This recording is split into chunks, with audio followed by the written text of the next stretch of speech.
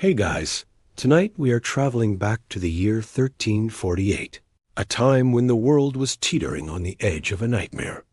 Imagine you're standing on the deck of a merchant ship, the salty air whipping through your hair as you approach a bustling European port. The city, let us call it a stand-in for any major Mediterranean hub, like Marseille or Genoa, is a jumble of terracotta roofs and sandstone walls, all crammed together as if huddling for warmth against the sea. Here, the buildings lean in, their upper stories almost touching, casting the alleys below in a perpetual twilight. You see a woman laying out dyed fabrics to dry on a balcony, their brilliant blues and reds a splash of defiant color against the drab stone.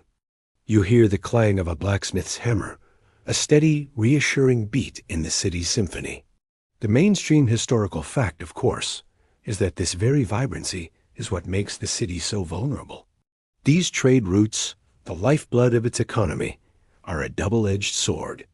Historians still argue whether the Genoese traders fleeing the Mongol siege at the Black Seaport of Kaffa in 1347 truly understood the horrific biological weapon they had inadvertently unleashed upon themselves and, soon, the rest of Europe.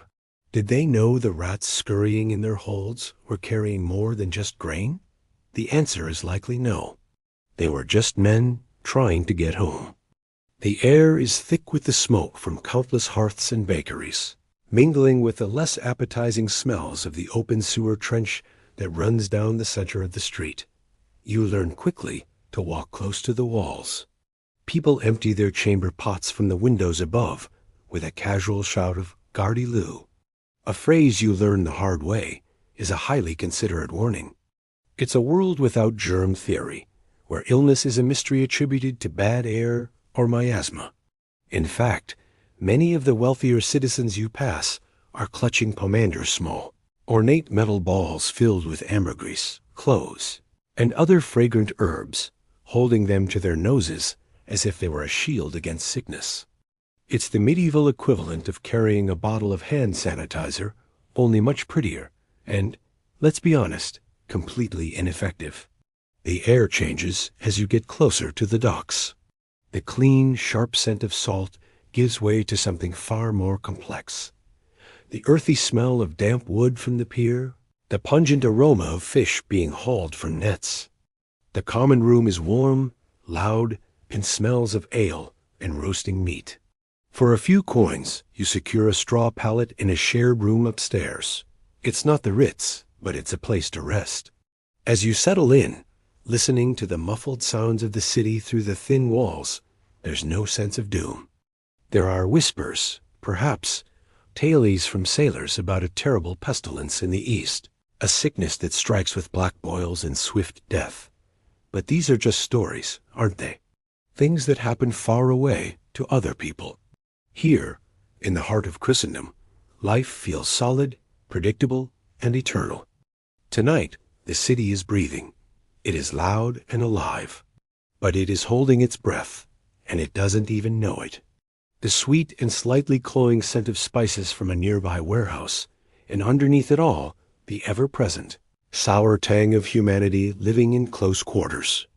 This is the scent of the 14th century. A perfume you definitely wouldn't find at a department store today. The city ahead is a hive of activity, a tapestry of life and commerce, completely unaware of the shadow stretching towards it. Sailors shout in a half-dozen languages, their voices a gruff chorus against the rhythmic creaking of ropes and the gentle slap of water against wooden hulls. Merchants, dressed in furs and fine wool despite the mild air, haggle loudly over barrels of wine and bolts of silk. You see a man with a trained monkey on his shoulder, collecting coins from a small, amused crowd. Children, their faces smudged with dirt, but their eyes bright with mischief, dart between legs and pushcarts, chasing a stray dog. It's a scene of pure, unfiltered life. There's an energy here, a thrum of ambition and survival that feels both ancient and deeply familiar. You, of course, are just as oblivious, which is probably for the best. Frankly, if you knew what was coming, you probably wouldn't survive the sheer anxiety. let alone the plague itself. So before you get comfortable, take a moment to like the video and subscribe, but only if you genuinely enjoy what I do here. Go ahead and post your location and local time in the comments. It's always fascinating to see where everyone is tuning in from. Now, dim the lights, maybe turn on a fan for that soft background hum, and let's ease into tonight's journey together.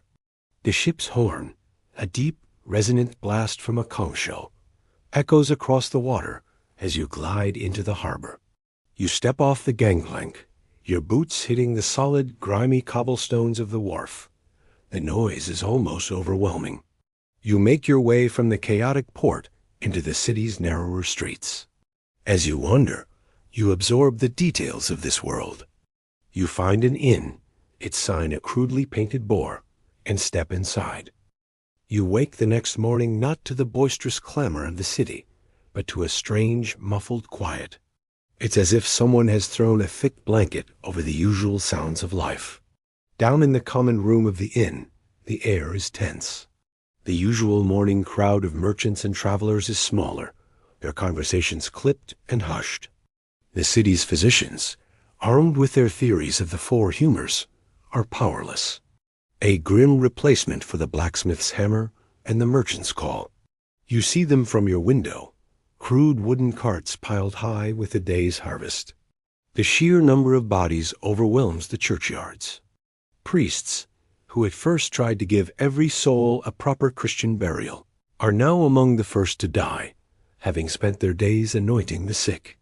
Mass graves are dug outside the city walls, vast pits where bodies are layered like lasagna, with a sprinkling of dirt in between. Speaking of things that backfired spectacularly, the authorities, in their wisdom, declare that cats and dogs are agents of the plague, spreading it with their foul presence. A citywide call begins. It's a tragic, misguided attempt to do something, but by killing the natural predators of the rat, they only ensure that the real carriers can multiply unchecked. It's a real masterclass in unintended consequences. They try bleeding their patients, lancing the boils, prescribing crushed emeralds, or a nice, relaxing bath in urine. Or perhaps even a different coexisting disease entirely.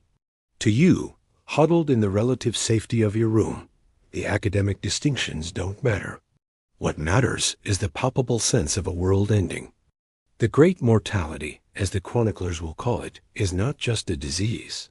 It's an invading army, a force of nature, a judgment.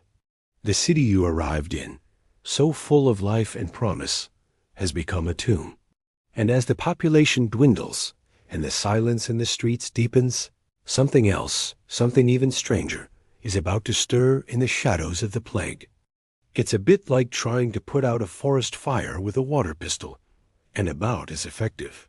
The social fabric, which seemed so robust just days ago, disintegrates. Neighbors who once shared bread now bar their doors against each other. Parents, in a final act of terrified self-preservation, abandon their sick children. Children abandon their parents. The bonds of love and duty dissolve in the face of a disease that feels like a personal, malicious attack. You catch fragments of a story being passed from table to table. A galley, one of the Genoese ships from the east, has been anchored in the harbor for 2 days, refused permission to dock. A yellow and black flag, the universal signal for plague, flutters from its mast, a stark warning against the blue sky. The crew is sick, the whispers say dying. The port authorities, in a rare moment of decisive action, have created a floating prison, hoping to keep the sickness contained by the water. This right here is one of the earliest organized public health responses in history. While the famous 40-day quarantine, the quarantino, would be perfected a few decades later in places like Ragusa, the basic idea was born in moments just like this one. Isolate the sick and pray. For the men on that ship, it was a death sentence. For the city, it was a desperate, futile gesture. The rats, you see, don't really care about official decrees. They are excellent swimmers. For a few days, a fragile sense of normalcy holds. The city tries to go about its business, but there's a new frantic edge to the activity. People hurry through the streets, their eyes darting nervously towards the harbor. The pomanders come out in full force, and the air grows thick with the scent of burning juniper and rosemary as citizens try to smoke out the bad air. The miasma, they believe, carries the contagion. Then the inevitable happens. A dock worker who helped provision the quarantined ship from a longboat falls ill. He develops a raging fever, a splitting headache, and then the things of rumor become a horrifying reality. The boils. Hard, painful lumps, some as large as an apple, sprout in his groin and armpits. They are dark, almost black, and they give the disease its soon-to-be infamous name, the Black Death. Within a week, the city's resistance crumbles. The plague doesn't just spread, it explodes. It leaps from house to house with terrifying speed. Soon, the death carts begin their rounds. The mournful cry of "Bring out your dead" becomes the city's new soundtrack. Historians still argue whether the accounts, describing the sheer speed of death in some victims, those who coughed up blood and were gone in a day or two, point to the pneumonic or septicemic forms of the plague. The days bleed into a surreal, nightmarish routine. Each morning you wake with a jolt of fear, your first conscious thought a desperate self-assessment. They are faint at first, easily dismissed as the ramblings of a grief-stricken mind or the exaggerations of a drunkard in a half-empty tavern. Small clusters of people, rising from their beds in the dead of night, dressed only in their sleeping gowns or underclothes. One night, fueled by a mixture of morbid curiosity and a desperate need to understand, you stay awake. You position yourself at your inn window, which overlooks a small square. The moon is a pale sliver, casting long, eerie shadows that twist familiar shapes into monstrous forms. For hours, there is nothing but the profound silence of a city in mourning. You hear the scuttling of a rat, the distant howl of a dog that escaped the call, the groan of old timber as the inn settles. Then, just as you're about to give up and succumb to sleep, you see them.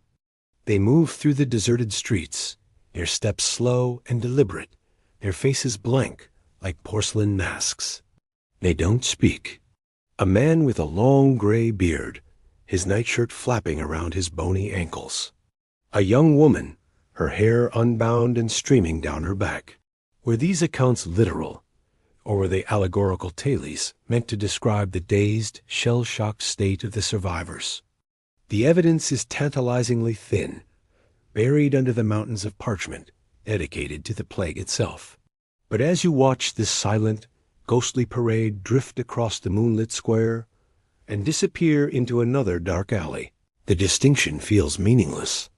What you are witnessing feels real, a quiet, creeping horror that is in some ways more profoundly disturbing than the loud, messy business of the plague. The Black Death kills the body, but this seems to steal the soul while the body still lives. A boy who can't be more than 10. They move with a strange, fluid grace, their feet bare on the cold cobblestones. Their eyes are open, reflecting the sliver of moonlight with a glassy, unseeing sheen. They walk straight across the square, seemingly oblivious to the filth and debris underfoot. One of them stumbles on a loose stone, falls to one knee, and then rises again with the same mechanical calm, rejoining the silent march without a single sound. They don't seem to recognize their surroundings or each other. There is a quirk here. One of the most common folk beliefs that springs up around this phenomenon is that you must never, ever wake a sleepwalker. To do so, people say, would be to trap their soul outside their body forever, or to cause them to die instantly from the shock. This belief, born of fear and superstition, ironically becomes a form of passive protection for the walkers. People see them, and they shrink back into the shadows, crossing themselves and whispering prayers, but they do not intervene. It's an unwritten rule in a city whose other rules have all collapsed. They just walk. This is the birth of the second plague, the stranger plague, a phenomenon that has no name and makes no sense. The Black Death is terrifying, but it is, at its core, a physical illness. You can see its effects on the body. This is something else entirely, a sickness of the spirit, a haunting from within. Someone will mention seeing a figure in the street long after the curfew bell has tolled. Another will swear they saw their neighbor, a man known to be gravely ill, walking through the marketplace in his nightshirt, his eyes wide open but utterly vacant. These are isolated reports, strange footnotes in the larger, overwhelming story of the plague. Are you feverish? Are your joints aching? You check your neck, your armpits, your groin for the telltale swellings. So far, you have been lucky. But survival feels less like a victory and more like a temporary reprieve, a borrowed moment on a clock that is ticking faster and faster. The city is a ghost of its former self. Shops are shuttered, their doors marked with a crude red or white cross to signify a plague house. The only businesses thriving are those of the gravediggers and the apothecaries selling their useless, expensive tonics. It's against this backdrop of relentless death and psychological strain that the first whispers begin. But then the stories become more frequent, more detailed, and more unsettlingly consistent. It's not just one person, but groups. You decide to see it for yourself. A small procession emerges from a side alley. There are maybe 5 or 6 of them. It's a truly unnerving spectacle. Historians still argue whether the sleepwalking epidemic was a genuine, widespread event or a localized phenomenon, later exaggerated by panicked chroniclers. The phenomenon doesn't remain a feature of the big, anonymous city. The plague, and the sleepwalking with it, radiates outwards, carried along the same trade routes that brought prosperity. It seeps into the countryside, into the small, isolated villages where everyone knows everyone else, and where secrets are much harder to keep. She was one of the first to lose her husband and 2 children to the plague. The village watches her, consumed by a grief so profound she barely speaks. The healthy, or rather, the not yet sick, bar their doors, peek through cracks in their shutters, and watch. The nocturnal pilgrims, as they come to be called, gather.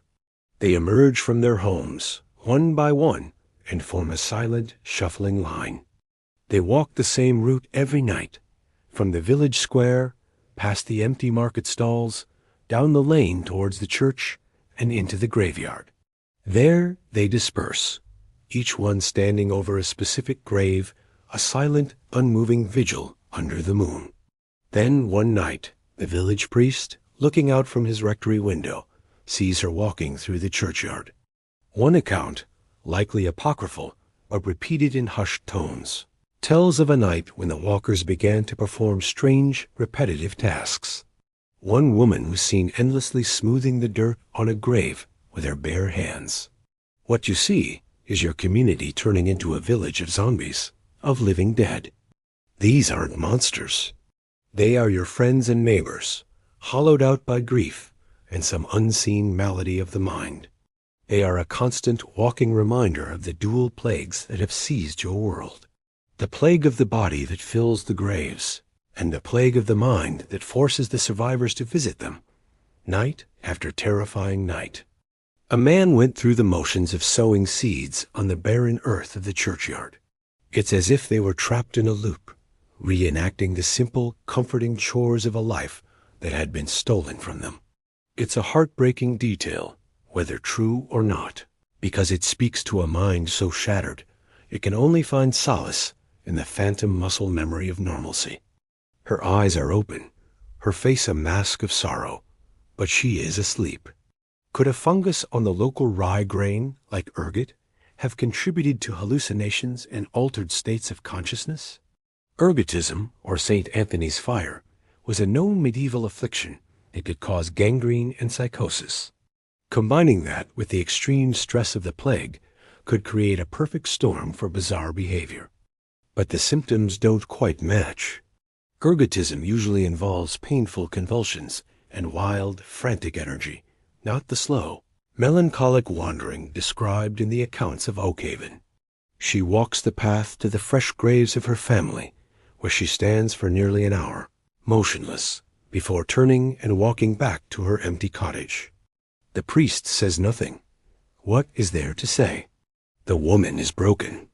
Let's follow the fear and travel, in our minds, to one such place, a small, fictional hamlet we'll call Oakhaven, nestled in a river valley a few days' ride from the port.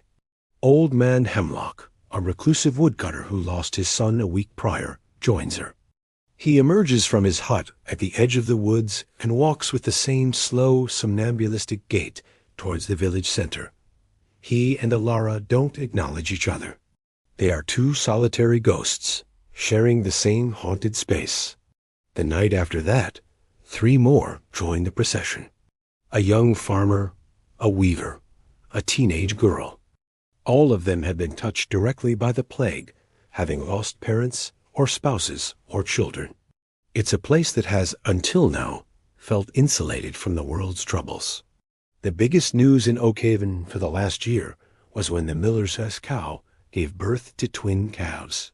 The plague arrives in Oakhaven not on a ship, but with a traveling friar seeking refuge. He seems healthy when he arrives, but within 2 days he is dead, the telltale buboes marking him as a victim of the great mortality. And just like in the city, the fire is lit. The village, with its close-knit cottages and shared well, becomes a perfect incubator. The terror here is more intimate.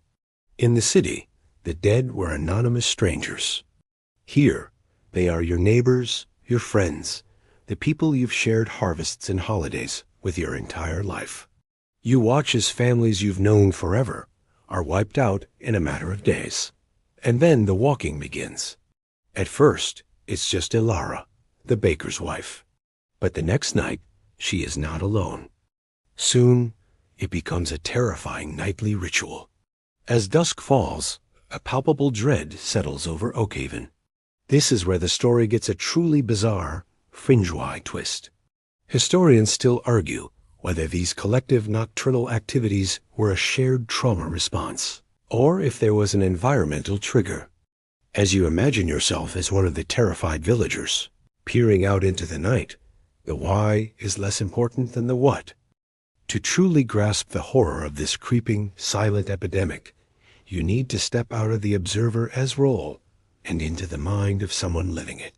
Let's imagine you found a hidden cache of documents in a forgotten monastery library. But then the tone shifts dramatically. The entries become shorter, more frantic. He describes the arrival of the pestilence, the swiftness of its spread, the mounting death toll. His neat, scholarly script becomes a desperate scrawl. He writes, "The death carts pass day and night. The stench of corruption hangs over our city like a shroud." The breakdown of law and order was a major feature of the plague years. November 2nd. Is this a new form of purgatory enacted upon the living? Are these souls trapped between worlds, unable to find rest because of the hurried, unblessed burials we have been forced to give our dead? Or is it a darker work? Is it demonic? I saw one of the women, her face slack young Giovanni. I stood in his path and called his name. He walked towards me, his eyes fixed on some point beyond me, through me. He did not slow his pace. I had to leap aside to avoid being struck. He passed by, his shoulder brushing my cassock. The feeling was not of touching a person, but a thing, cold, empty. I have prayed for guidance, but heaven is silent. There is the great death, which claims the body. And then there is this quiet death, which consumes the soul before the body has even fallen. I do not know which is the greater damnation. And empty, stroking the door of her home, the red cross still stark upon it. Was a demon mocking her grief, forcing her to return to the source of her sorrow? I have sprinkled holy water in the streets where they walk. It has done nothing.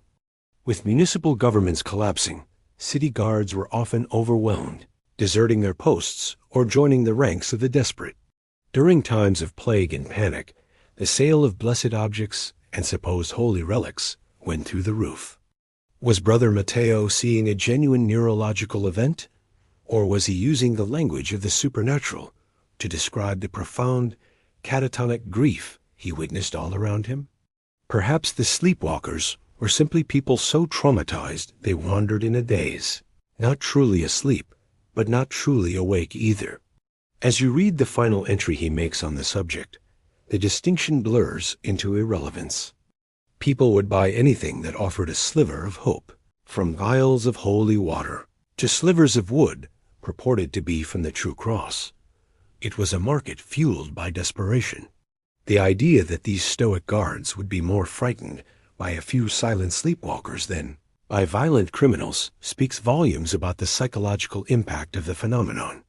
It was the wrongness of it, the quiet, inexplicable nature of the horror, that was so terrifying.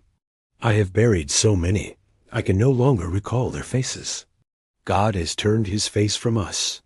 Among the dry records of land grants and theological debates, you find a small leather-bound journal.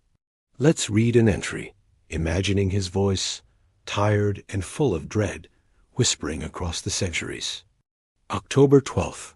Last night, I saw something that has chilled my very soul.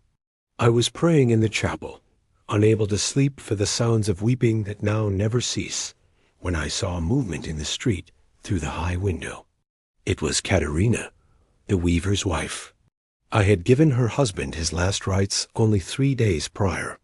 She was walking in the moonlight, dressed only in her shift, her feet bare upon the stones. Her eyes, they were open, yet they saw nothing. She walked past the chapel and did not even glance towards the cross. It was as if her spirit had fled her body, leaving only the shell to wander the earth. The ink is faded, the parchment brittle with age, but the words are chillingly clear. It's the personal chronicle of a fictional friar, Brother Matteo, who was tasked with keeping a record of his parish during the year 1348. The early entries are what you'd expect: notes on baptisms, marriages, and the price of wool. Then comes the first mention of the other affliction. He doesn't call it sleepwalking. He calls it the noctivity, the night wanderers. A week later, the journal entry is more alarmed. October 19th. There are more of them now. A dozen, perhaps more. They walk together, a silent company of ghosts. I saw young Giovanni, whose entire family was taken last week. He walks beside old Paolo, the stonemason. In life, they would have had nothing to say to one another. In this living death, they are brothers. They do not speak, they do not touch, they simply move as one. I watched them for an hour from the bell tower. They made a circuit of the plague pits outside the walls, then returned to their homes as silently as they had left. The city guard saw them too. They hid. They are more afraid of these walkers than they are of the plague-maddened looters. Here, Brother Matteo provides a perfect mainstream historical fact, woven into his personal terror. The friar's theological struggle is palpable. He tries to find an explanation within his faith. And here, a quirky tidbit. His mention of holy water highlights a very real practice. Historians still argue whether chronicles like this fictional one, and the real ones they're based on, should be interpreted literally. November 10th. I tried to speak to one of them tonight. As the twin plagues continue their grim march across Europe, the search for meaning becomes as desperate as the search for a cure. For the people of the 14th century, the world is not a random collection of atoms governed by physical laws. It is a stage, and the play being performed on it is written, produced, and directed by God. Every comet, every famine, every war is a message, a form of divine communication. So when a catastrophe of this magnitude strikes, not just the unfathomable death toll of the plague, but the profoundly unsettling strangeness of the sleepwalkers, the first question on everyone's lips is not, what is the cause? But what have we done to deserve this? You find yourself in a great stone cathedral, the air hazy with the smoke of 1,000 prayer candles. The few remaining worshippers are gaunt, their faces etched with fear and grief. they kneel on. The cold floor, their whispered prayers, a constant, desperate hum. The priest ascends the pulpit. He is an old man, his hands trembling, but his voice, when he speaks, is filled with a terrible certainty. He doesn't offer comfort or solace. He offers an explanation, and that explanation is damnation. He tells the congregation that the pestilence is the scourge of God, a punishment for the sins of mankind. He thunders about the pride of princes, the greed of merchants, the vanity of women, the gluttony and sloth of the common man. He paints a vivid picture of a wrathful God, an Old Testament deity who has unleashed the angel of death upon a wicked, an unrepentant world. This is not a new idea, of course. For centuries, the Church had used the threat of divine retribution to enforce moral and social order. But now, it feels terrifyingly real. The proof is in the death carts outside. This is a mainstream historical fact. The most common and widely accepted explanation for the Black Death at the time was that it was a punishment from God. But then, the priest turns his attention to the night wanderers, and his voice drops to a conspiratorial, fearful whisper. This, he says, is something different. This is not the clean, albeit terrible, wrath of God. This is a sign of his absence. He explains that in their arrogance, humanity had strayed so far from the righteous path that God has done more than just punish them. He has withdrawn his protection. He has averted his gaze, leaving humanity vulnerable to the older, darker forces of the world. The sleepwalkers, he argues, are the empty vessels. Their souls, unprotected by divine grace, have been pushed aside, and their bodies are now piloted by what? He doesn't say the word demon outright, but he doesn't have to. The implication hangs heavy in the incense-choked air. This is God's terrible silence. It is one thing to be punished by a loving, albeit angry, Father. It is another thing entirely to be utterly abandoned, left alone in the dark with the monsters. This interpretation spreads like wildfire because it taps into the deepest fears of the medieval mind. The world was seen as a battlefield between the forces of heaven and hell, with the soul of every human as the prize. To be abandoned by God was to be ceded to the enemy. The sleepwalkers become terrifying proof of this cosmic defeat. They are the first casualties of a spiritual war that humanity has already lost. This leads to some truly strange and desperate ritualistic responses. We see the emergence of a fringe belief in sin-eaters, a practice more commonly associated with later folklore in Britain, but which may have had antecedents in this period of crisis. A sin-eater was a person who, for a fee, would consume a ritual meal off the chest of a corpse, thereby taking the deceased's sins into their own soul. The idea was that this would allow the dead person's spirit to rest.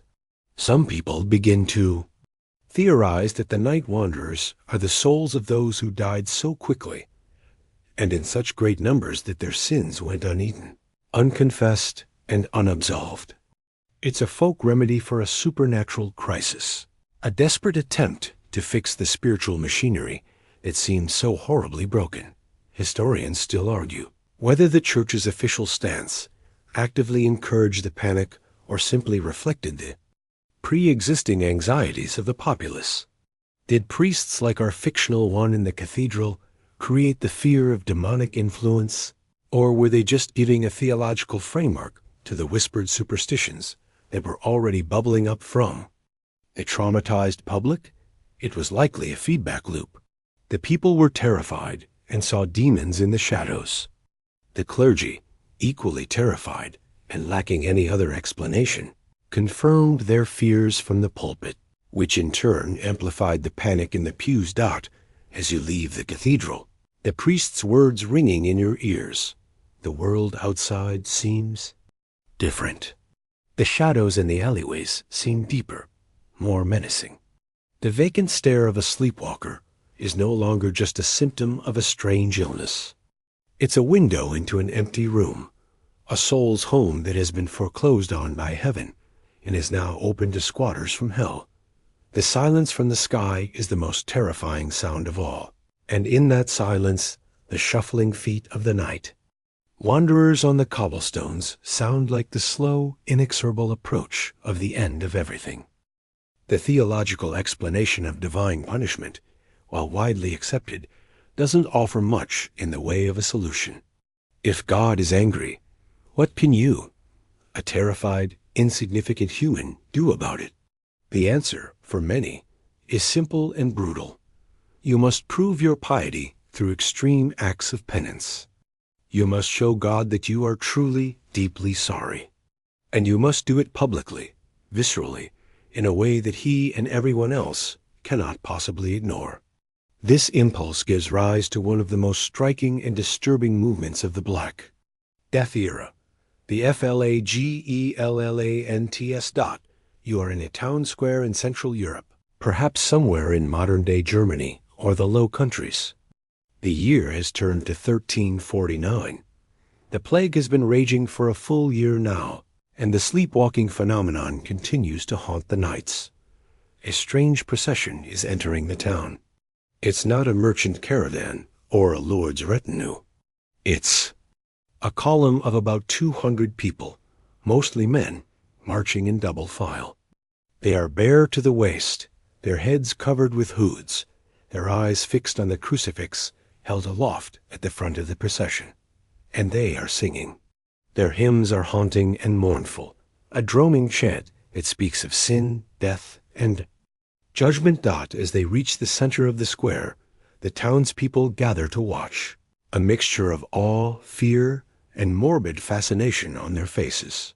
The leader of the group, a man with a wild messianic look in his eyes, begins to preach. He speaks of the world's wickedness, echoing the sermons you heard in the cathedral, but his message is more radical. He claims the church has failed, that the priests are corrupt and their sacraments useless. The only path to salvation, he cries, is through direct, personal suffering. Only by sharing in Christ's passion can they hope to appease God's wrath. Then the ritual begins. The men form a large circle, and at a signal, they all drop to their knees. From small leather pouches, they each produce a scourge, a whip, with multiple leather tails, each one studded with sharp pieces of iron, and then they begin to whip themselves. The sound is sickening, a rhythmic, wet slap of leather and metal against bare skin. They strike their own backs and chests again and again, in time with their mournful singing. Soon their backs are a crisscrossed mess of bloody wounds.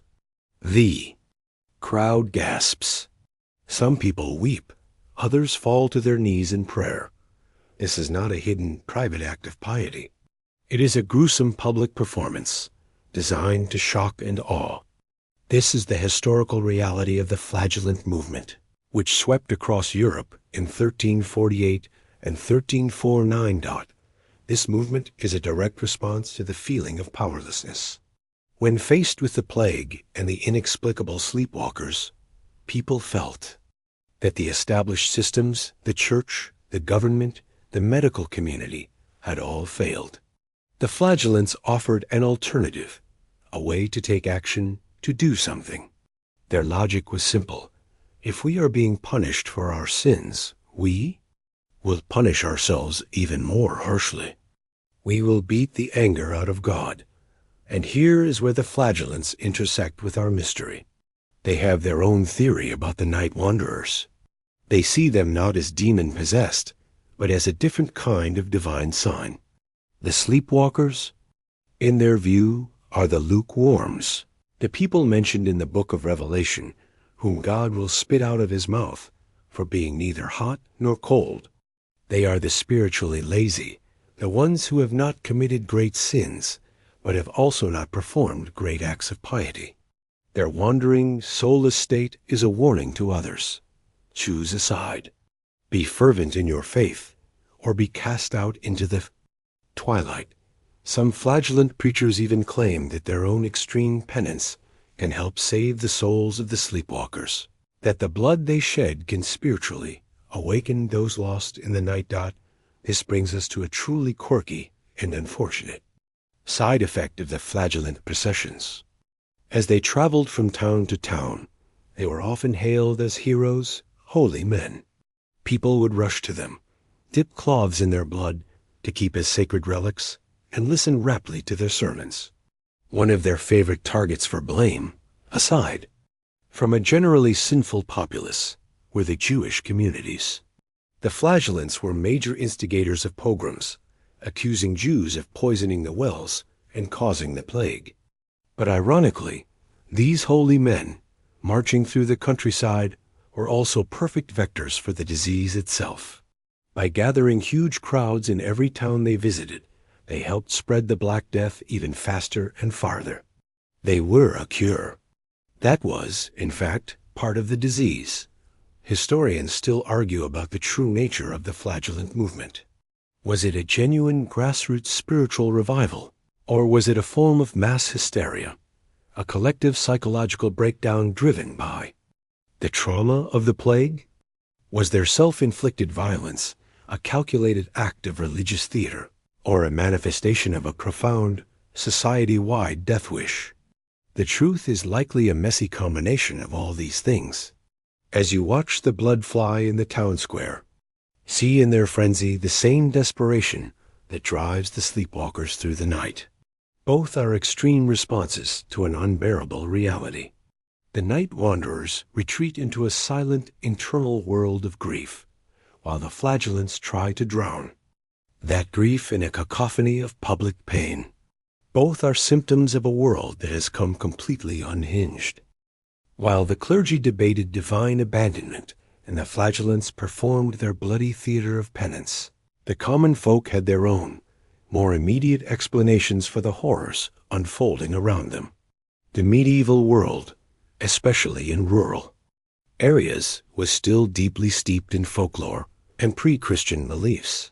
For every priest preaching about God's wrath, there were a dozen grandmothers whispering stories of the things that lurked in the woods, the malevolent spirits of the water, and the demons that waited for a moment of weakness to enter your home and your soul.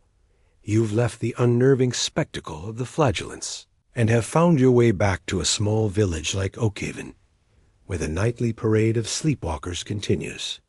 Here, in the flickering firelight of a peasant's cottage, the theological arguments of the cathedral seem distant and academic. The fear here is primal, ancient. The village elder, a woman whose face is a roadmap of long years and hard seasons, shares the local wisdom. She doesn't talk about miasma or the four humors. She talks about demons. She explains that a person's soul is like a flame inside a lantern. When a person is healthy and happy, the flame burns brightly, and the glass of the lantern is strong. But grief, sickness, and terror can crack the glass. The plague, she says, has shattered the lanterns of an entire generation. And through those cracks, the dark things can get in. They are drawn to sorrow like moths to a candle. The night wanderers, she explains with utter conviction, are no longer themselves. Their flame has been snuffed out, and another, colder light is now burning inside them. Their bodies are being used as puppets by demonic entities who delight in mocking human suffering. This belief in demonic possession as the cause for the sleepwalking is incredibly widespread. It makes a terrifying kind of sense in a world without a concept of neurological disorders. How else could you explain a person walking, navigating obstacles, even performing tasks, all while their consciousness, their very self, appears to be absent? It must be another driver at the wheel. This explanation leads to a whole host of folk remedies and protective rituals. You see them everywhere in the village. A sprig of rowan or ash, woods believed to have protective properties, is nailed above every doorway. Iron, a material thought to repel evil spirits, becomes incredibly precious.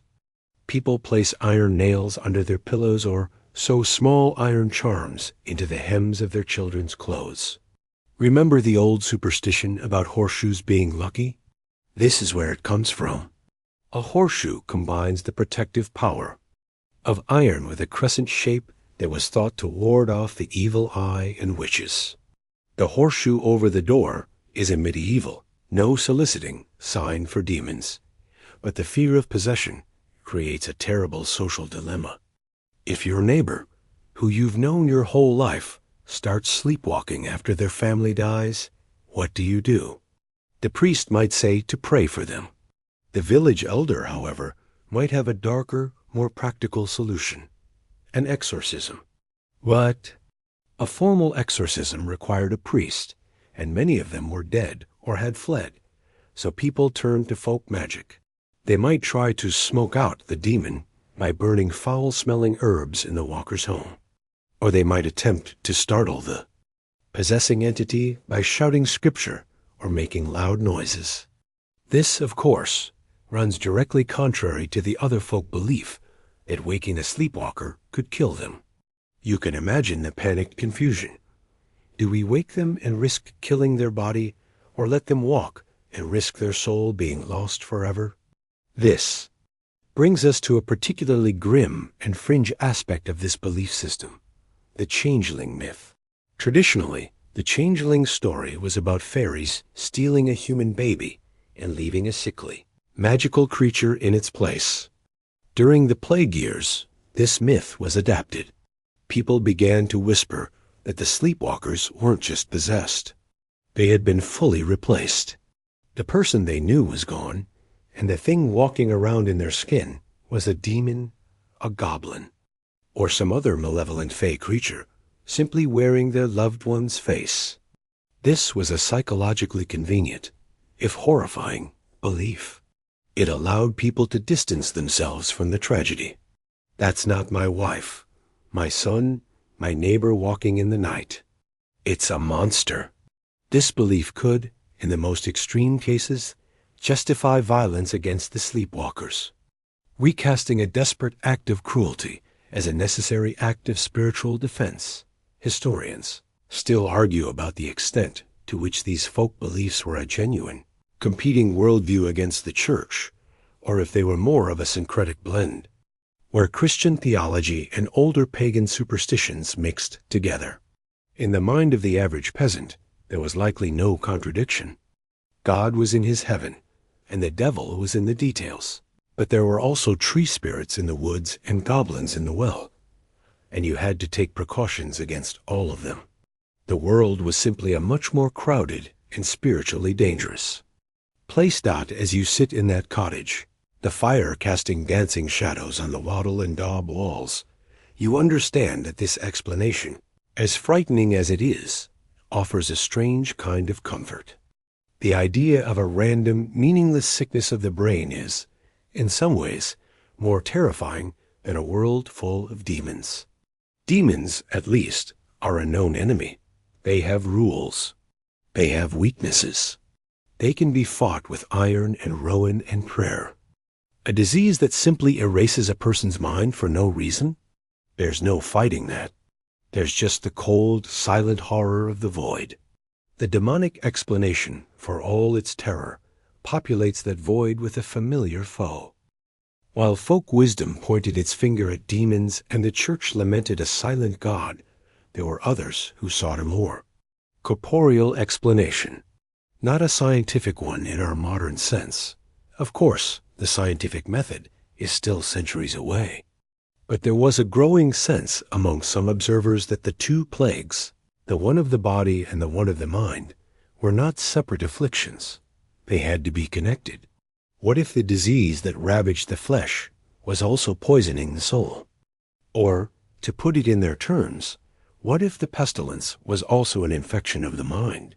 You find yourself in the study of a 14th century physician. It's not the pristine, sterile environment you'd imagine today. The room is cluttered with books, charts of the zodiac, and strange alchemical instruments. The air is thick with the smell of dried herbs and vinegar, the latter of which is kept in a steaming bowl on his desk, a personal miasma-fighting device. The physician, a man named Master Agnolo, is one of the few who hasn't fled or died. He has stayed, not out of bravery, but out of a consuming, obsessive need to understand the disease that is dismantling his world. He dismisses the supernatural explanations with a wave of his hand. Demons and divine wrath are the province of priests, he might say. I deal in the tangible, the observable. He spreads out a series of anatomical charts on his desk. They are beautiful, hand-drawn, and almost completely wrong by modern standards. The liver is depicted as having 5 lobes, and the heart is the seat of memory and intelligence. This is the world of Galenic medicine, the system developed by the Roman physician Galen in the 2nd century AD, which would dominate Western medical thought for over 1,300 years. Master Agnolo believes, like all physicians of his time, that the body is governed by 4 essential fluids, or humors: blood, phlegm, yellow bile, and black bile. A healthy person has these 4 humors in perfect balance. Sickness is the result of an imbalance. The Black Death, he theorizes, is a disease of the blood humor, a corruption or putrefaction of it, caused by breathing in the poisonous miasma. This corruption of the blood leads to the fever and the buboes. This is the mainstream medical theory of the day. But then he turns his attention to the sleepwalkers. The brain, he says, tapping a drawing of a skull that looks more like a lumpy turnip, is not the seat of the soul, but it is the organ of the rational mind. It is cooled and moistened by phlegm. A healthy mind is cool and wet. A mind afflicted by madness is hot and dry. He proposes a radical theory that the putrid vapors from the corrupted blood humor are rising within the body, like smoke up a chimney, and are reaching the brain. This plague fume, as he calls it, is essentially cooking the brain, drawing out the phlegm, and creating an imbalance that leads to a specific kind of madness. He argues that during the day, when a person is awake and their other senses are active, the rational mind can fight against this internal fume. But at night, during sleep, the mind is unguarded. The plague fume takes control, creating waking dreams and compelling the body to move without the guidance of the rational spirit. This, for him, explains the blank stare, the mechanical movements, the lack of awareness. The person is not possessed by a demon from without, but by the demon of the disease from within. His theory, that the plague itself had a neurological component, was not as fringe as it might sound.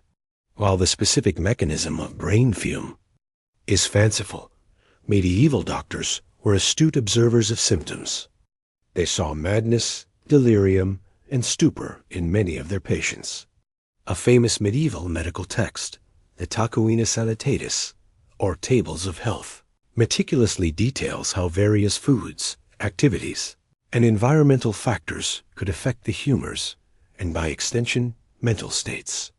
The idea that a physical illness could directly impact the mind was a part of their medical framework. Historians still argue about the precise nature of the neurological symptoms reported during the Black Death. Were they a direct result of the Yersinia pestis bacterium affecting the central nervous system, or were they secondary effects of the incredibly high fevers, septic shock, and extreme dehydration that came with the illness? It's a classic chicken and egg problem from a historical distance. Could the sleepwalking have been a specific, unusual manifestation of this neurological involvement? Master Agnolo's attempt at an explanation is a fascinating blend of observation and deeply flawed theory. He's trying to build a logical bridge between 2 terrifying phenomena. He's reaching for a unified theory of the plague. In his view, a joke he might make with a grim chuckle, trying to cure a sleepwalker with an exorcism, is like trying to fix a broken leg by praying at it. It addresses the wrong part of the problem. To cure the wandering mind, you must first cure the sickness in the blood that is producing the fume. Of course, since his primary tool for curing the blood is bleeding the patient with leeches, he's still tragically far from an effective treatment.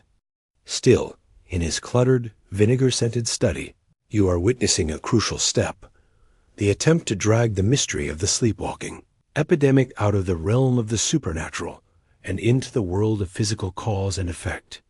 It's a fumbling, uncertain step, but it's a step towards medicine and away from magic. Let's linger for a moment in Master Agnolo's study, surrounded by his scrolls and alchemical tools. His theory of a plague fume cooking the brain is a compelling piece of medieval reasoning, but it's just one application of a much larger and more complex medical system. To truly understand how a 14th century physician would approach the problem of the night wanderers, you need to understand the beautiful, intricate, and utterly wrong system of the four humors. It was the unshakable foundation of all medical thought, the equivalent of our germ theory or DNA. Imagine your body as a small, self-contained ecosystem. According to Galenic medicine, this ecosystem is maintained by the balance of four fluids. First, there is blood, which is associated with the element of air, the season of spring, and the sanguine temperament. A person with a healthy amount of blood is cheerful, optimistic, and sociable. Next is phlegm, associated with water, winter, and the phlegmatic temperament calm, thoughtful, and patient. Then comes yellow bile, linked to fire, summer, and the choleric temperament ambitious, passionate, and prone to anger. Finally, there is black bile, or melancholia, associated with earth, autumn, and the melancholic temperament introverted, creative, and prone to sadness. Every person has a natural, unique balance of these four humors. Your personality, your physical appearance, even your talents, are all determined by your humoral makeup. A soldier might be naturally choleric, a poet melancholic. This is the mainstream, universally accepted medical science of the time. Sickness, both physical and mental, is simply a state of dyscrasia, or humoral imbalance. Too much phlegm gives you a cold. Too much yellow bile makes you aggressive and feverish. And too much black bile, that leads to the profound sadness and despair that we still call melancholy. So, when Master Agnolo is confronted with a sleepwalker, he doesn't see a demon or a divine punishment. He sees a patient with a severe humoral imbalance. But which one? He might first consider an excess of black bile. The plague brings overwhelming grief and despair, which were thought to generate black bile. The symptoms of melancholy described in medieval texts include lethargy, social withdrawal, and sometimes strange waking dreams and delusions. The slow, sad wandering of the sleepwalkers could certainly be interpreted as a severe form of melancholy. The cure? He might prescribe a diet of moist and warm foods like chicken and wine, recommend listening to cheerful music, and perhaps gentle exercise, all designed to counteract the cold, dry nature of black bile. It sounds a bit like modern advice. For depression, a gentle joke from history, except it's based on a completely different operating system. However, the sleepwalkers aren't just sad. They are unconscious, or at least unaware. This points to a different problem. As he mentioned before, the brain was thought to be a naturally cool and moist organ, governed by phlegm. An excess of heat, perhaps from the fever of the plague, or an overabundance of yellow bile, could boil the phlegm in the head, leading to delirium, mania, and wild visions. This might explain some of the more agitated behaviors reported, but it doesn't quite fit the silent, mechanical walking. This is where the physician has to get creative, combining theories. Perhaps he muses the plague's fever, excess yellow. Bile is creating a hot, dry state in the body. This heat bakes the black bile, turning it into a toxic, acrid vapor, his plague fume. This vapor then rises and afflicts the brain, which is supposed to be cool and wet. This leads to a unique condition, a hot melancholy, that combines the despair of black bile with the delusions of a fevered brain. It's a complex, multi-stage diagnosis. And what's the quirkiest treatment for such a condition? Trepanation. This is the ancient practice of drilling, cutting, or scraping a hole in the skull of a living person.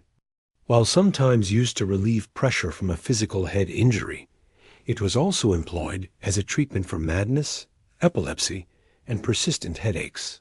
The logic, from a humoral perspective, was that the hole would allow the bad humors, the toxic vapors, or the excess heat to escape from the brain. It's a terrifying thought, but for a desperate family with a sleepwalking loved one, and a physician convinced he needs to vent the plague fume from their skull, it might have seemed like a logical, if extreme, option. There is no direct evidence of trepanation being used specifically for the 1348 sleepwalkers, but it was a known tool in the medieval medical kit for mental afflictions. Historians still argue about how rigidly the four humors theory was applied. Was it a strict diagnostic guide, or more of a flexible, philosophical framework? Did physicians like our master Agnolo truly believe they could rebalance a person's entire internal ecosystem with a diet of lettuce and a few leeches? Or was it a way of giving a comforting structure to the chaotic and terrifying randomness of illness? The system's true power was its all-encompassing nature. It could explain everything from a cough to a personality trait to a complex neurological event. Like sleepwalking, it provided a sense of order in a world that, in 1348, felt like pure chaos. The four humors theory was wrong about everything, but it was wrong in a way that was internally consistent, intellectually satisfying, and most importantly, offered the illusion of understanding and control in the face of the incomprehensible. Let's leave the world of four humors and plague fumes behind and travel forward in time to our own era. We're now in a modern laboratory, a place of sterile surfaces, humming machines, and the cool, steady glow of computer monitors.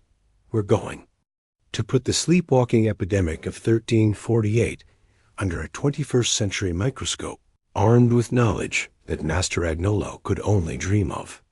What could have actually been happening inside the brains of the night wanderers? The prime suspect, of course, is the plague bacterium itself, Yersinia pestis. For a long time, the Black Death was seen primarily as a disease of the lymphatic system, causing the buboes and the lungs. The brain was considered relatively safe, protected by something called the blood-brain barrier, a highly selective membrane that shields the central nervous system from toxins and pathogens in the bloodstream. The mainstream historical fact for decades was that neurological symptoms were secondary side effects of the high fever, oxygen deprivation from pneumonia, or septic shock, rather than a direct brain infection. However, more recent research has challenged this idea. Modern case studies of bubonic plague, which still occurs in small numbers around the world, have documented patients developing meningitis, direct inflammation and infection of the membranes surrounding the brain and spinal cord. In these cases, Yersinia pestis has been found in the cerebrospinal fluid, proving that it can and does cross the blood-brain barrier. If the bacterium could get into the brain, it could wreak absolute havoc. Imagine the bacterium entering the central nervous system. The immune response would be massive and immediate. The brain tissue would become inflamed, leading to a condition called encephalitis.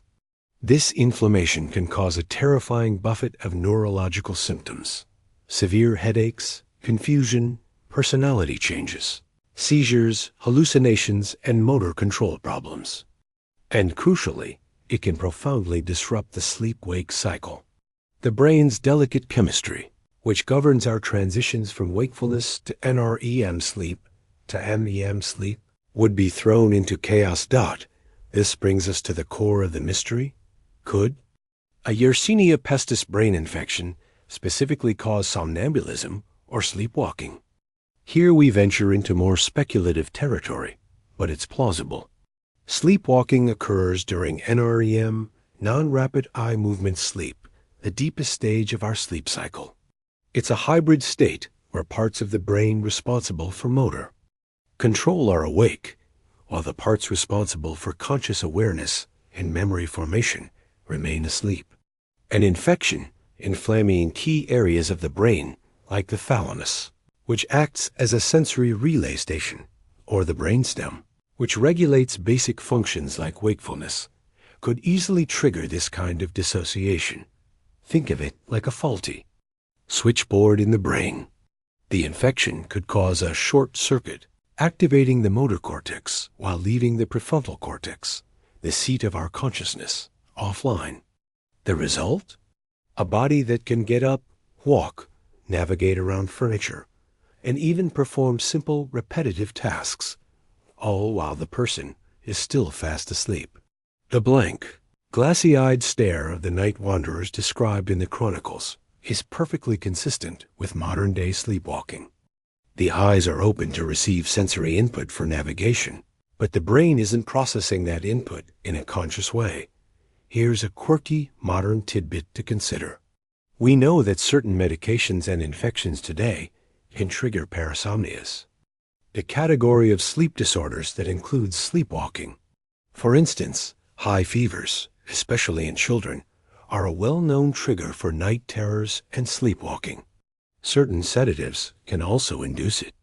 It's not a huge leap to suggest that the specific neurotoxins produced by Yersinia pestis, combined with the raging fever it caused, could have been a perfect storm for inducing somnambulism on a massive scale. Historians and medical scientists still argue about the prevalence of this neuro plague. Was it a rare complication or a more common feature of the medieval pandemic than the historical records suggest?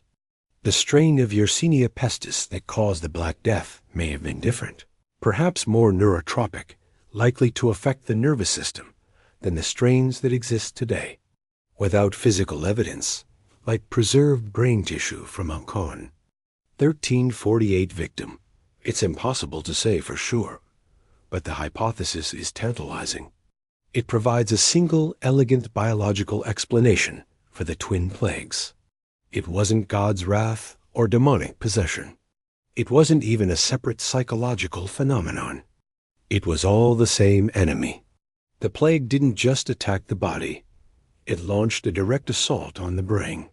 The sleepwalking epidemic, in this light, becomes one of the most tragic and bizarre symptoms of the great mortality. The night wanderers were not ghosts or soulless shells. They were victims, their brains under siege by a microscopic invader. Their nightly journeys, a testament to the devastating power of a bacterium to hijack not just our bodies, but the very seat of our consciousness. It's a far more clinical explanation than Master Agnolo's, but in its own way, it's just as terrifying. So we have a plausible biological suspect, Yersinia pestis launching a direct assault on the brain. But even if we accept this neuroplague hypothesis, we have to be careful with our terms. When the chroniclers of 1348 wrote of people walking in their sleep, were they describing what a modern sleep specialist would classify as somnambulism? Or were they using the term sleepwalking as a catch-all for a range of bizarre nocturnal behaviors they couldn't otherwise explain? This is where we need to make a crucial distinction: the difference between true sleepwalking and a state of profound delirium. Let's go back to the streets of our plague-stricken city at night. You see two figures. The first is a classic night wanderer, the type we've been discussing. He moves slowly, almost gracefully, his eyes open but vacant. He navigates obstacles, turns corners, and seems to have a destination, even if that destination is just the graveyard. He doesn't speak or react to his surroundings. This is a compelling portrait of true somnambulism, a parasomnia happening during deep NREM sleep. The brain's motor centers are on, but consciousness is off. Now look at the second figure. This man is also out of his bed and in the street, but he's different. His movements are agitated and clumsy. He stumbles frequently. He's muttering to himself, swatting at unseen flies, or perhaps pleading with a hallucinated vision. He might seem confused, frightened, or aggressive. If you were to call his name, he might turn and look at you, but his eyes would be wild with fever, and he wouldn't recognize you. He is not asleep. He is delirious. Delirium is an acute state of mental confusion, a temporary and fluctuating disturbance in consciousness. It's a common complication of severe illnesses, especially those involving high fevers and systemic infections, like the septicemia that often accompanied the plague. The mainstream historical fact is that delirium was a well-documented symptom of the Black Death, often referred to in chronicles as frenzy or madness. A delirious patient is not asleep. In fact, they are often hyper-aroused, their brain firing erratically due to the toxic and metabolic chaos caused by the infection. They are trapped in a waking nightmare, unable to distinguish reality from hallucination. So, which was it that the chroniclers were seeing? The answer is, almost certainly, both. A traumatized, medically unsophisticated observer from the 14th century would not have made a clear distinction between the silent, purposeful sleepwalker and the agitated, hallucinating, delirious patient. Both were people out of their beds at night, acting strangely, not in their right minds. They would have likely lumped them all under one terrifying umbrella, the walking dead. This confusion is key to understanding the scope of the epidemic. The number of people suffering from fever-induced delirium during the Black Death would have been enormous. It's a very common symptom of severe sepsis. True somnambulism is generally much rarer. So it's highly probable that many, if not most, of the accounts of sleepwalkers were actually descriptions of delirious patients who had wandered out of their homes in a state of profound confusion. Here's a quirky medical tidbit that adds another layer of complexity: the concept of terminal lucidity. This is a phenomenon still not fully understood today, where a person who has been suffering from a severe mental impairment, like dementia or perhaps a delirious fever, suddenly has a brief, unexpected period of clarity and normal mental function shortly before death. Now imagine the reverse, a terminal confusion. A patient in the final agonal stages of septicemic plague could experience a surge of adrenaline, a last-ditch effort by the body. That gets them up and moving, but in a state of complete neurological disarray. This could also have contributed to the numbers of walkers. Historians and medical experts still argue about the relative proportions. Was the sleepwalking epidemic a small, core group of true somnambulists, whose terrifyingly strange behavior was then conflated with a much larger, more common group of delirious patients? This seems like the most likely scenario.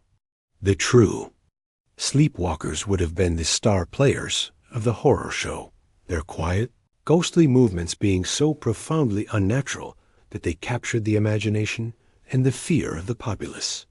The more common, fever-maddened wanderers would have just added to the general sense of chaos and reinforced the idea that a plague of the mind was sweeping the land. Thinking about this distinction helps us refine our understanding.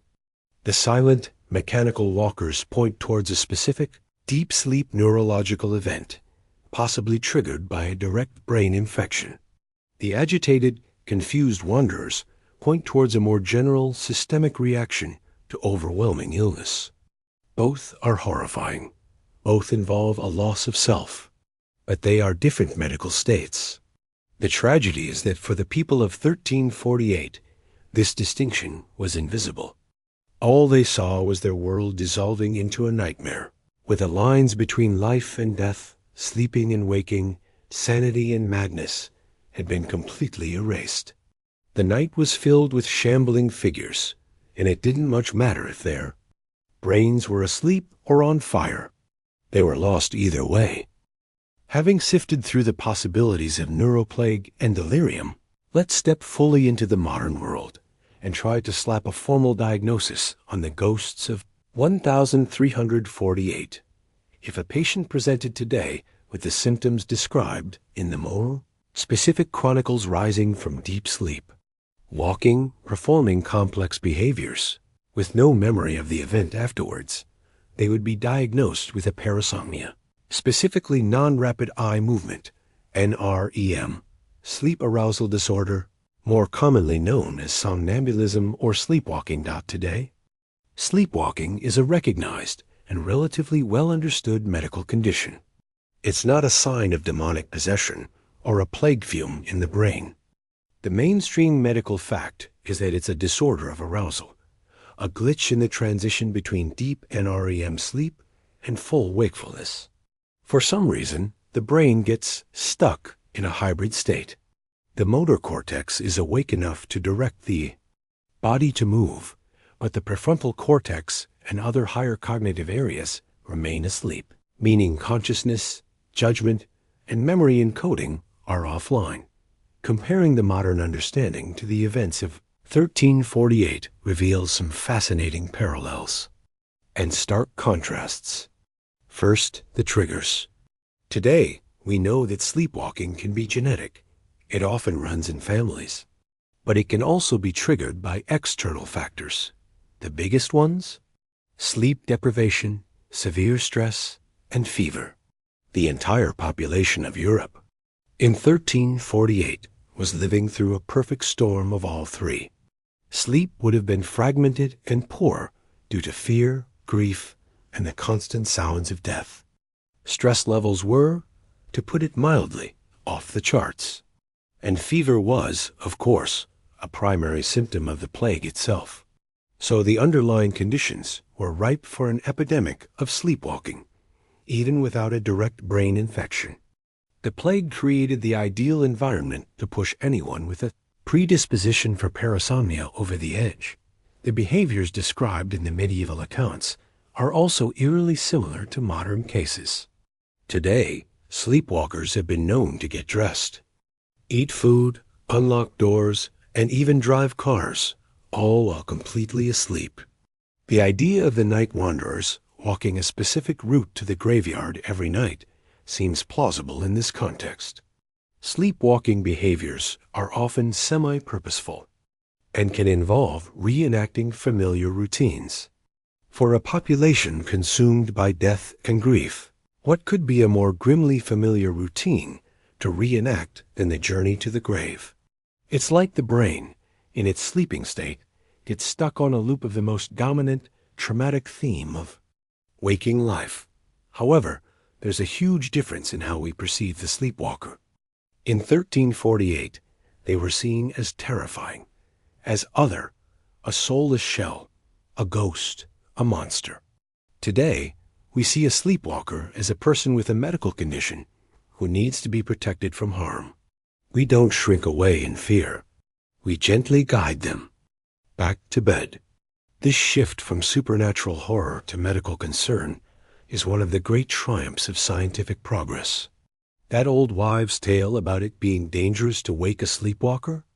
That's our quirky tidbit for this section. It's a myth. While it's not a good idea to shake them violently or shout at them, as the sudden waking can cause confusion and agitation, a state known as confusional arousal, you can and should gently guide them away from danger. You won't cause them to have a heart attack or trap their soul outside their body. I promise. It's probably better than letting them wander out into traffic, or in the case of 1348, into a plague pit. But here's where the modern diagnosis falls short of explaining the sheer scale of the 1348 event. While we have the triggers, modern sleepwalking is not an epidemic. It's an individual condition. The idea of entire groups of people in a town starting to sleepwalk at the same time is not something we see today. This is the part of the story that still resists a simple medical explanation. Historians and sleep experts still argue about this group aspect. Was it a literal simultaneous event, or was it an aggregation of individual cases that chroniclers described as a collective phenomenon? Perhaps it wasn't that they all walked together in a synchronized parade, but that on any given night, many people were walking, creating the impression of a group activity. Or maybe As we'll explore next, we are looking at something that blurs the line between a medical disorder and a psychological contagion. By applying a modern diagnosis, we can demystify the individual sleepwalker of 1348. We can see them not as a monster, but as a victim whose brain, under the immense pressure of fever and trauma, has glitched. We can understand the mechanics of their empty stare and their strange nocturnal journeys. But the epidemic part of the sleepwalking epidemic remains elusive. The modern lens helps us understand the sleepwalking, but it struggles to fully contain the epidemic. It suggests that while the biological and neurological factors were undoubtedly at play, there may have been another powerful force at work, one that operates not on the individual brain, but on the collective mind. We've explored divine wrath, demonic possession, and direct brain infections. We've considered the nuanced differences between somnambulism and delirium. But what if the sleepwalking epidemic wasn't primarily a spiritual or biological event at all? What if it was, at its core, a psychological one? Let's now investigate one of the most bizarre and compelling theories, that the night wanderers were victims of mass psychogenic illness. Mass psychogenic illness, also known as mass hysteria, is a phenomenon where a group of people experiences a constellation of similar physical or neurological symptoms, but with no identifiable organic cause. It's essentially a collective stress response, where psychological distress manifests as real physical symptoms. It spreads not like a virus, but through social contagion, through sight, suggestion, and shared anxiety. The mainstream historical fact is that this is a well-documented phenomenon throughout history, from the dancing plagues of the late Middle Ages to modern-day cases of fainting spells or twitching in schools. The power of the mind to create physical illness on a group level is undeniably real. Imagine the psychological landscape of 1348. It is arguably the most stressful environment in human history. You are living in a state of constant heightened terror. Every cough, every headache could be a death sentence. Your social support system has vanished. Family, friends, and neighbors are either dead or barricaded behind their doors. The institutions. You relied on the church. The government are powerless. You are saturated in grief, isolated, and utterly helpless. This is the perfect petri dish for a mass psychogenic event. Here's how it might have unfolded. The index case, the first sleepwalker, could have been a genuine somnambulist, someone with a pre-existing condition triggered by fever and stress, just as we discussed. But this one, isolated medical event, is witnessed by others. In the hyper-anxious, superstitious atmosphere of a plagued town, this strange and terrifying sight isn't just seen as an individual's odd behavior. It's interpreted as a new symptom, a new manifestation of the horror surrounding them. It becomes a focal point for all the free-floating anxiety. The story of the walker spreads. People talk about it in hushed, terrified tones. The suggestion is planted in the collective subconscious. This is what happens now. The plague doesn't just kill you. It makes you walk in the night. For a person already at their psychological breaking point, this suggestion can be incredibly powerful. A suggestible individual, consumed by grief and fear, might then manifest the same symptom. They might not be truly sleepwalking in the clinical sense. They might be in a dissociative state, a kind of trance. Dissociation is a common coping mechanism for extreme trauma, where the mind detaches from reality to protect itself. This person gets up and walks, not because of a glitch in their NREM sleep, but because their conscious mind has temporarily checked out and their body is acting out the script that the panic has written for it. Then, a third person sees the first two, and the contagion spreads further. Soon, you have what appears to be an epidemic. The behaviors become synchronized because the group has a shared, albeit unspoken, idea of what the sickness looks like. They walk at night. They are silent. They go to the graveyard. The ritual is born not of a shared brain infection, but of a shared psychological script. This explains the group aspect of the phenomenon that a purely medical diagnosis struggles with. It wasn't a synchronized event like a flash mob. It was a contagion of behavior, spreading from person to person. Through the power of fear and suggestion, let's add a quirky related tidbit, the nocebo effect. We've all heard of the placebo effect, where a belief in a cure can create real healing. The nocebo effect is its evil twin. It's when the belief that something will harm you can cause real negative symptoms.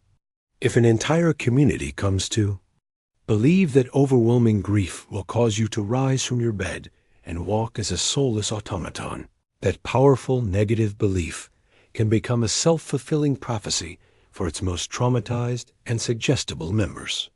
Their brains aren't infected by Yersinia pestis. They are infected by an idea. Historians and psychologists still argue about the precise mechanisms of historical mass psychogenic events.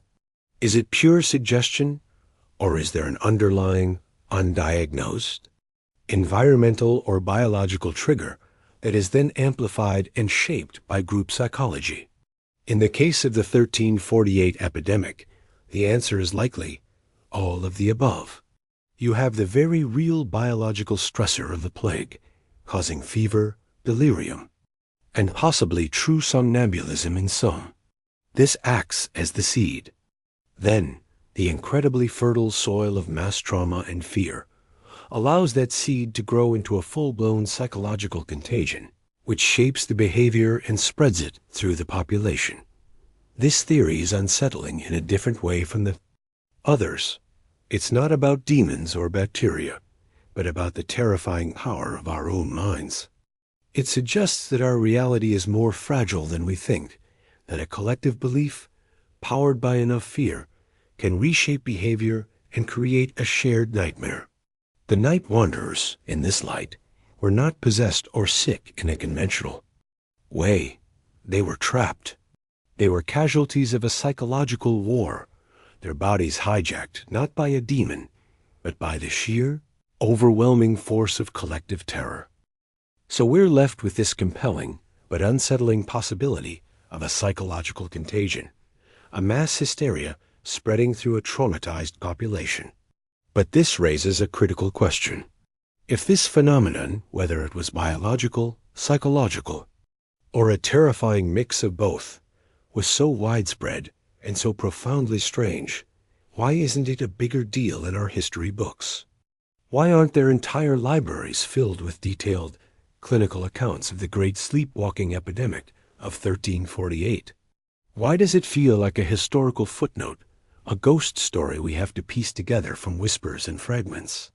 The answer lies in the very nature of history itself, and in the profound unreliability of its record. The first and most brutal reason is that the people who would have recorded it were dying. In the 14th century, literacy was a rare skill, concentrated in the hands of a very small elite. The clergy, monks in their scriptoriums, civic officials, and a handful of nobles and wealthy merchants. These were precisely the people on the front lines of the plague. Priests were giving last rites, monks were tending to the sick in their infirmaries, and officials were trying to manage the chaos and count the dead. The mortality rate among the clergy was catastrophically high in some areas, exceeding 50 or 60%. This is a devastating mainstream historical fact. Every time a literate person died, a piece of society's memory died with them. Imagine you visit a monastery scriptorium, the room dedicated to the painstaking work of copying and creating manuscripts. In normal times, it would be filled with the quiet scratching of quills on parchment. But in 1348, you find it silent. There's a half-finished manuscript on a desk, the ink pot dry, the last sentence trailing off into nothing. The monk who is writing it is gone. The institutional knowledge, the ability to record, process, and preserve events for posterity, was being systematically wiped out. Unlike our era, where we document every single brunch photo for posterity. Their ability to record history was a fragile flame, and the Black Death was a hurricane blowing it out. Secondly, you have to understand what a medieval chronicle was. It was not a newspaper. The chronicler was not an objective journalist striving for impartial accuracy. They were almost always writing with a purpose, a moral or theological agenda. They were creating a narrative to prove a point, that a certain king was blessed by God, that a rival city was a den of sin, or that the pestilence was a punishment for wickedness. They were less interested in a clinical description of somnambulism and more interested in reminding you that you should have gone to confession more often. This leads to the quirky and frustrating practice of the exemplum. An exemplum was a short, often dramatic story, included in a chronicle or a sermon to illustrate a moral point. A chronicler might hear a third-hand rumor about a grieving woman walking at night. He might then improve the story, adding details, making it more dramatic, turning it into a full-blown account of a demon-possessed sleepwalker to serve as a terrifying cautionary tale. He wasn't necessarily lying, in his view. He was telling a deeper truth about the spiritual dangers of the time. This makes it incredibly difficult for us to untangle what was literal observation and what was, essentially, a preachy medieval Facebook post presented as fact. Historians still debate how to read these fragmented accounts. Are they kernels of truth wrapped in layers of allegory, or are they allegories from the start, using the idea of sleepwalking to describe a society adrift in trauma? The records are not just incomplete. They are actively misleading, filtered through a lens of faith, fear, and moralizing that is very alien to our modern, secular mindset. Finally, the sheer, overwhelming scale of the Black Death itself is too. Blame. The sleepwalking, as bizarre and terrifying as it was ultimately a sideshow. The main event was the death of up to half the population of Europe. Chroniclers, if they were even alive, were busy trying to document the apocalyptic death, toll, the collapse of agriculture, the social chaos. Writing about a few hundred people wandering around at night might have seemed like a secondary concern, a strange detail in a much larger story of utter devastation. It's like trying to describe the peculiar color of the smoke when the whole world is on fire.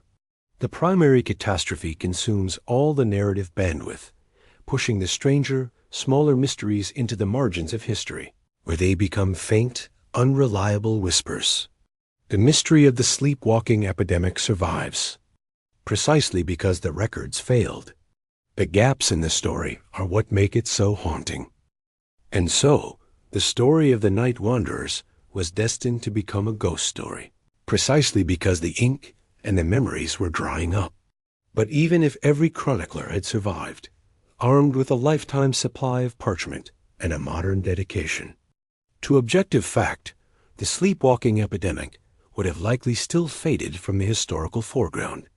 It was doomed to be lost, not just in the silence of the archives, but in the blinding, overwhelming shadow of the great mortality itself. Think of it as a matter of scale. Imagine your house is on fire. The flames are consuming the roof. The walls are beginning to buckle. At that exact moment, you notice that a single peculiar-looking mushroom has sprouted in your lawn. In any other circumstance, that mushroom might be a point of interest, a small mystery to investigate. But with the inferno raging behind you, the mushroom is utterly, completely irrelevant. The plague was the fire. The sleepwalkers were the mushroom. As the first wave of the plague finally began to recede around 1351, the survivors stepped out of their homes into a profoundly altered world. The immediate, all-consuming problem was no longer supernatural horror, but practical survival. The mainstream historical fact is that the Black Death created one of the most severe labor shortages in history. In some regions, entire villages had been wiped out. Vast tracts of farmland lay fallow, overgrown with weeds, because there was no one left to plow the fields or harvest the crops. The want ads for skilled labor basically read, "Must have a pulse, will train." This massive depopulation had a revolutionary effect on society. For the first time, peasants and laborers who survived found themselves in a position of power. They could demand higher wages, better conditions, and more freedom. Lords and landowners desperate for workers were forced to comply. This economic upheaval led to the decline of serfdom and the rise of a new, more prosperous class of yeoman farmers. People were busy renegotiating their entire existence. They were arguing about wages, buying land that had belonged to their dead neighbors, and trying to figure out how to run a world with half as many people in it. In this new, frantic reality of social mobility and economic chaos, who had the time or the mental energy to spare for the strange memory of people who walked in their sleep 3 years ago? The nightly terror was replaced by the daily urgent business of rebuilding a shattered society. Art and culture from the post-plague years reflect this focus on the primary trauma. The dominant artistic theme that emerged was the danse macabre, the dance of death. You see it in frescoes and woodcuts, grinning skeletons leading a chain of mortals to their doom. The skeletons dance with popes, emperors, knights, and peasants. Alike, the message was simple and stark. Death comes for everyone, regardless of station. It was the ultimate expression of equality, a bit like a medieval Banksy, but with more skeletons and less hype. This theme, this obsession with the universal, democratic nature of death, completely captured the cultural imagination. It was loud, clear, and focused on the plague itself. There was no room in this artistic tradition for the quieter, stranger, more ambiguous horror of the night wanderers. The silent, shuffling walk of the sleepwalker couldn't compete with the jaunty, clattering jig of the skeleton. Historians still debate whether this collective amnesia about phenomena like the sleepwalkers was a deliberate act of suppression, forgetting of traumas too strange to integrate, or simply the natural result of a society overwhelmed. Was it a conscious choice to focus on the tangible loss rather than the inexplicable madness? Or was it an unconscious form of societal triage? When a body has multiple injuries, it attends to the biggest, most life-threatening wound first. The survivors of 1348 were a collective body with countless wounds. The mass death was a gaping chest wound. A sleepwalking epidemic was a strange rash. You stopped the bleeding first. And so, the sleepwalking epidemic was eclipsed. It was outcompeted for attention, memory, and historical bandwidth. It became a story told by grandparents that their grandchildren half believed, a fragmented memory that lost its context and became just another local superstition. It was absorbed into the general miasma of fear and folklore from that dark time, losing its specificity, its terrifying reality as a distinct second plague. It was simply too weird, too specific, and ultimately too small to hold its place in the narrative when faced with the raw, statistical horror of 50 million dead. And so the story was lost, buried under the sheer weight of the more straightforward, more statistically shocking horror of the plague. You might think that this is where the trail goes cold, that the fear of the night wanderers was a product of its time, a medieval phantom that has no place in our modern, enlightened world. But you'd be wrong.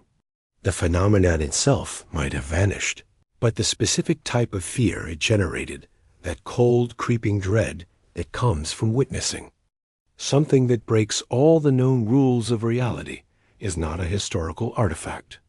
It's a permanent part of the human condition, that the core of the panic in 1348 wasn't just the walking. It was the lack of an explanation that fit within their worldview without being terrifying. Faced with an incomprehensible event, the human mind will scramble desperately to create a narrative. Any narrative. An explanation, even a horrifying one like demonic possession, is better than the alternative. The chilling realization that the universe is random, chaotic, and doesn't make sense. A demon can, in theory, be fought. Chaos cannot. No. Look around. At our own time, we've traded demons and divine wrath for a new cast of characters, but we're running the exact same psychological software. The narrative has had a bit of a glow-up, let's be real, but the operating system is identical. When we see grainy footage of a UAP, an unidentified aerial phenomenon, zipping through the sky in a way that defies our known laws of physics, what do we feel? Oh, certainly, but also that same familiar, cold knot in the stomach. It's the feeling of a rule being broken. It's the fear of the unknown, of a power that operates on principles we don't understand. We see the same pattern of response: fragmented, unreliable evidence, a shaky video, a blurry photo, a third-hand eyewitness account. This is followed by a scramble for explanations, which almost always fall into two camps. The official, mundane explanation: it's a weather balloon. It's a trick of the light. And the more exciting, narrative-rich explanation: it's aliens. It's a secret government project. It's beings from another dimension. The human brain almost always finds the second category more compelling. It's a better story. This pattern isn't new. It didn't start with the internet. Let's look at a mainstream historical fact: the Great Airship Mystery of 1896 to 1897. Across the United States, thousands of people reported seeing a large, cigar-shaped airship in the sky, decades before such technology was known to exist. Newspapers were filled with detailed accounts of sightings, of strange lights and whirring sounds. Some people even claimed to have met the pilots, who were described as either strangely human or distinctly otherworldly.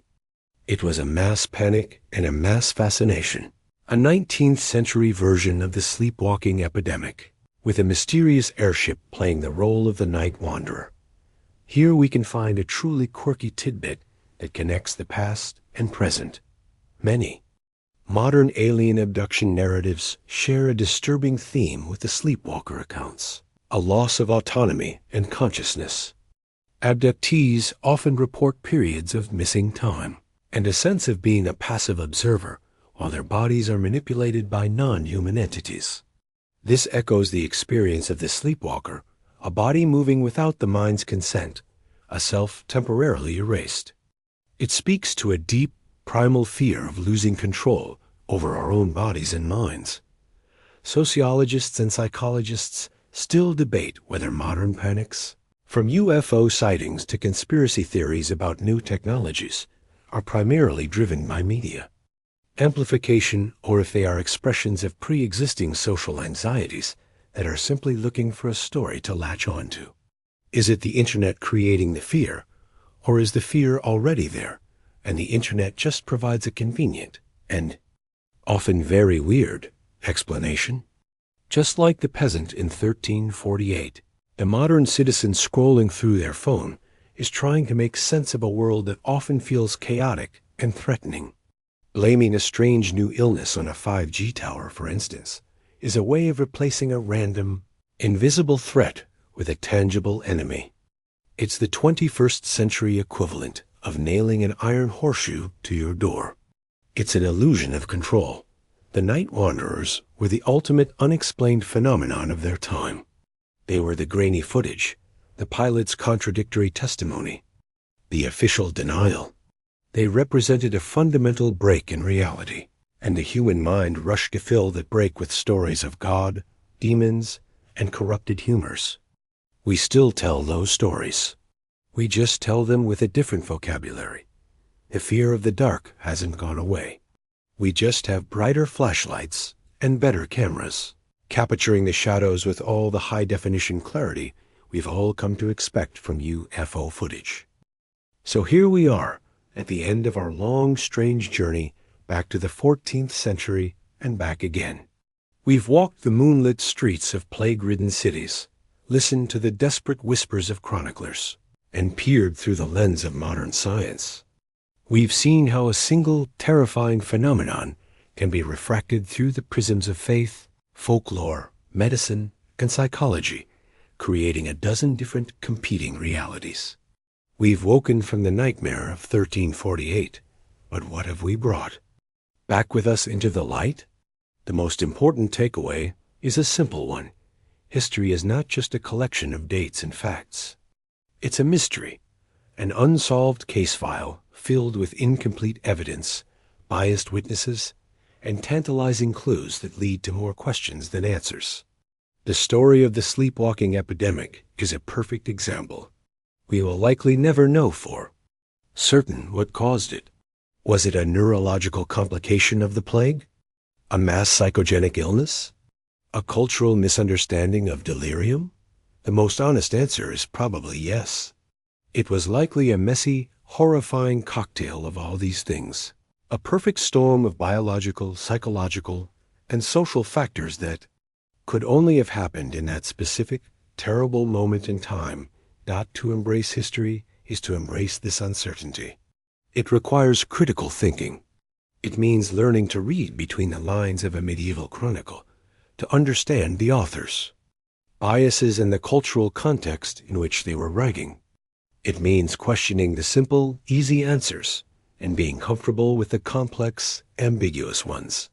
When you encounter a story like this one, the goal isn't just to find out what really happened. The goal is to understand why people believed, what they believed, and what those beliefs tell us about them, and by extension, about ourselves. This practice is more important now than ever.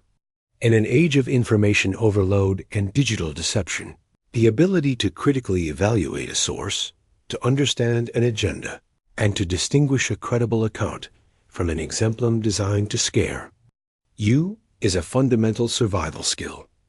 And what of the sleepwalkers themselves? While the epidemic has passed, the condition is still very much with us. The mainstream medical fact is that up to 4% of adults and an even higher percentage of children experience some form of somnambulism. For most, it's a rare and harmless occurrence. But for some, it can be frequent, distressing, and dangerous. Our journey tonight should remind us that behind every strange historical account, there were real human beings with real problems. Today, if you or someone you know is dealing with a severe sleep disorder, you don't need to turn to an exorcist or a physician with a bag of leeches. We are incredibly fortunate to live in a time where we have sleep specialists, neurologists, and therapists who can help. Seeking a scientific explanation and a medical solution is not a sign of a lack of imagination. It's a sign of progress, a hard-won victory over the fears that haunted our ancestors.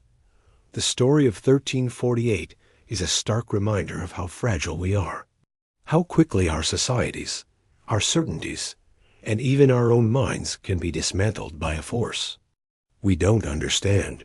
But it's also a story of resilience. Humanity did not end. We survived, we rebuilt, we learned. We eventually figured out what a bacterium was. We developed antibiotics. We mapped the human brain. We are the descendants of the survivors, the children of those who walked out of the shadow of the great mortality and chose to face the dawn dot. So, as you get ready to drift off to your own, hopefully much more peaceful sleep, take a final moment to think about the night wanderers. See them not as monsters or ghosts, but as a haunting symbol of a timeless human struggle. The struggle to find meaning in chaos, to find reason in madness, and to keep walking, even when you're lost in the darkest of nights. It's an invitation to keep learning, to keep questioning, and to never stop being fascinated by the endless, unsettling, and ultimately beautiful mystery of our own past.